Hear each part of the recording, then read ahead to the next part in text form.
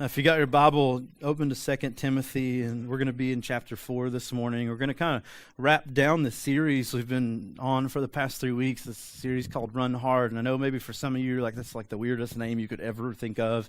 I even had like conflict with that. I was like, this is just a weird name. Run is too little. Run Hard is like weird. Nobody here is athletic that I know of except for Nick. And like, this is just a weird title, but to be honest, it's just all I could get around. The whole idea for this series came out of a talk at Passion. If you've never heard of it, you should go sometime because it's pretty awesome. And then B, it's this conference where a bunch of college kids get together, and obviously I'm old for that, but I go anyway. And they get together, and for just like 2 or 3 days, just people come in and talk about Jesus, and there's worship music, and it's an amazing time just to connect with God and get away from everything else. But during one of the talks, Louis Giglio made a comment, and it was probably like a side comment. If I had mentioned it to him today, he probably wouldn't even know that he said it. It was like not significant to the message at all, but it was significant to me. And what he said was, people come to him all the time, and they say, how do you balance everything?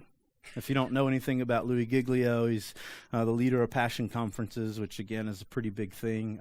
He's a pastor at Passion City Church, and now they have 3 campuses, and there's like a couple thousand people, I think, at 2 of those, and one's not open yet. It's a pretty big deal if you're going to move all that by yourself or even with a team. He writes books. He helps write worship songs. He's traveling the globe preaching at conferences all the time, and people come up to him apparently, and they're like, how do you balance all that stuff? Which I think is a really valid question for him and really for us, right? I think it's a question maybe a lot of us ask ourselves: how am I going to balance life and work and home and Jesus and church? How am I going to balance all those things? And maybe some of you guys like fight with that. Like, I don't know how much time to give everything. We get kind of in our heads that we have to give everything equal time for some reason, right?